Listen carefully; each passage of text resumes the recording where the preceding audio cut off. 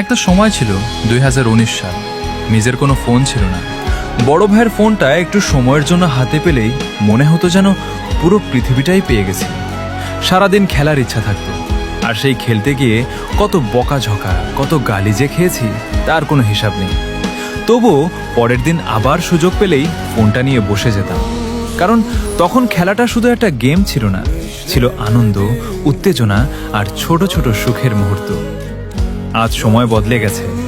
এখন নিজের ফোন আছে, চাইলে যতক্ষণ খুশি খেলতে পারি, কিন্তু অদ্ভুতভাবে সেই আগ্রহটাই আর নেই। গেমটা একই আছে, ফোনটাও এখন নিজের, শুধু বদলে গেছি আমি। দায়িত্ব বেড়েছে, ব্যস্ততা বেড়েছে, আর হয়তো বড় হওয়ার সঙ্গে সঙ্গে সেই নির্ভেজাল আনন্দটাও কোথায় যেন হারিয়ে গেছে। মাঝে মাঝে পুরনো দিনগুলোর কথা খুব মনে পড়ে। ইচ্ছে করে আবার সেই 2019 সালে ফিরে যেতে, যেখানে একটা ফোনের জন্য অপেক্ষা ছিল, খেলার জন্য অদম্য আগ্রহ ছিল, আর ছোট ছোট জিনিসেই অনেক সুখ খুঁজে পাওয়া যেত। জীবন সত্যিই অদ্ভুত। একসময় যা পাওয়ার জন্য এত তো অপেক্ষা করতাম, আজ সেটা হাতে আছে, কিন্তু যে অনুভূতিটা ছিল সেটাই আর নেই।